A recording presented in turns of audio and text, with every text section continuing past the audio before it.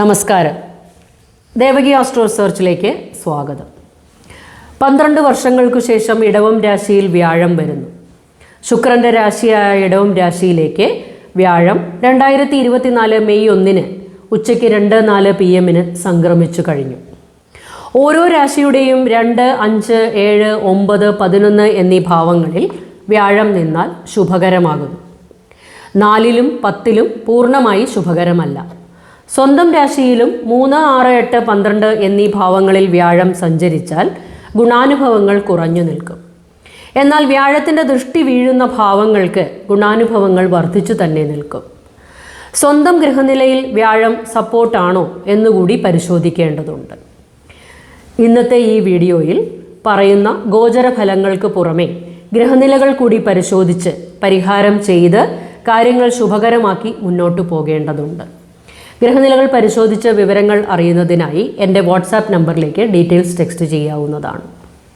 ഇനി വിഷയത്തിലേക്ക് കടക്കാം. 2024 മെയ് 1 വ്യാഴം ഇടവം രാശിയിലേക്ക് സംക്രമിക്കുമ്പോൾ ഏതെല്ലാം രാശിക്കാർക്കാണ് ഗുണാനുഭവങ്ങൾ വർദ്ധിച്ചു നിൽക്കുന്നതെന്ന് മുമ്പ് അപ്ലോഡ് ചെയ്തിട്ടുള്ള വീഡിയോസിൽ പറഞ്ഞിട്ടുണ്ട്. ഇന്ന് ഈ വീഡിയോയിൽ ചിത്രയുടെ 3, 4 പാദങ്ങൾ, ചോതി, വിശാഖത്തിൻ്റെ 1, 2, 3 പാദങ്ങൾ ചേർന്ന തുലാക്കൂറുകാർക്ക് ഈ വ്യാഴമാറ്റം കൊണ്ടുണ്ടാകുന്ന ഫലങ്ങൾ എന്തെല്ലാമാണെന്ന് പരിശോധിക്കാം. ഇതുവരെ തുലാക്കൂറുകാർക്ക് വ്യാഴം 7ലാണ് സഞ്ചരിച്ചു കൊണ്ടിരുന്നത്. ഈ മെയ് 1 മുതൽ വ്യാഴം അഷ്ടമത്തിലേക്ക് സംക്രമിക്കപ്പെട്ടു. 7ലെ വ്യാഴത്തെ കൊണ്ട് തുലാക്കൂറുകാർക്ക് പല നല്ല കാര്യങ്ങളും സാധിച്ചു കിട്ടിയിട്ടുണ്ടാവും. എന്നാൽ മേടത്തിൽ നിന്ന വ്യാഴത്തിന് കുംഭത്തിലെ ശനിയുടെ ദൃഷ്ടി കാരണം അത്ര ശോഭിക്കാനായിട്ടില്ല.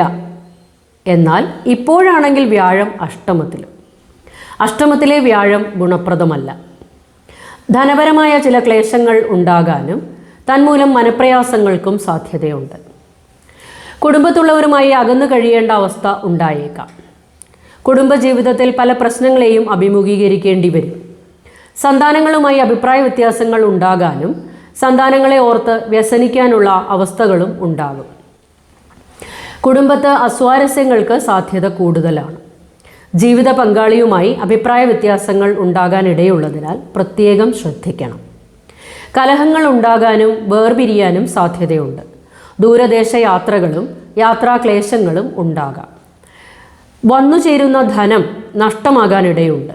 സ്വർണ്ണാഭരണങ്ങളോ വിലപിടിപ്പുള്ള രേഖകളോ നഷ്ടമാകാനും മോഷണം പോകാനും സാധ്യതയുണ്ട്.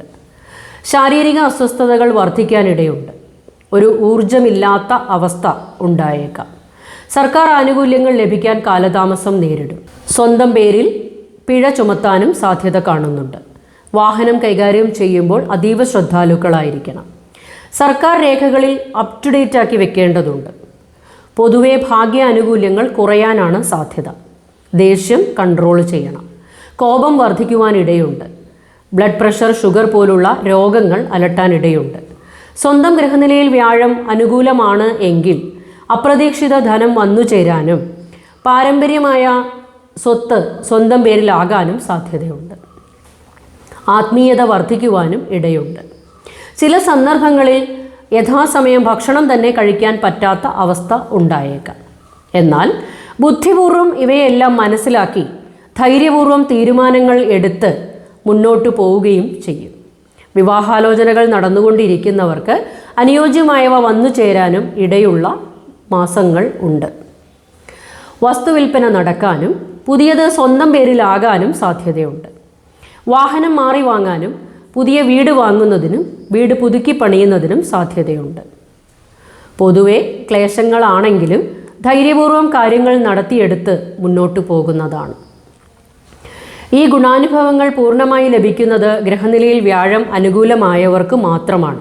എന്നാൽ വ്യാഴം അനുകൂലമല്ലാത്ത അവസ്ഥയാണെങ്കിൽ പലവിധ നാശനഷ്ടങ്ങൾക്കും സാധ്യതയുണ്ട്. ഇതെല്ലാം ഗോചരഫലങ്ങളാകയാൽ മറ്റു ഗ്രഹങ്ങളുടെ സംക്രമണത്താൽ ഉണ്ടാകുന്ന മാറ്റങ്ങൾക്കുള്ള പരിഹാരങ്ങളും മാസഫലങ്ങളിൽ പ്രതിപാദിക്കുന്നതാണ്. മാസഫലങ്ങളുടെ വീഡിയോകൾ കൃത്യമായി കണ്ടു മനസ്സിലാക്കി പരിഹാരങ്ങൾ ചെയ്ത് മുന്നോട്ടു പോകേണ്ടതാണ്. നിങ്ങളുടെ സ്വന്തം ഗ്രഹനിലകൾ കൂടി പരിശോധിച്ച് ദശയും അപഹാരവും അറിഞ്ഞ് യഥാവിധി വഴിപാടുകളും ചെയ്ത് മുന്നോട്ടു പോകേണ്ടതാണ്.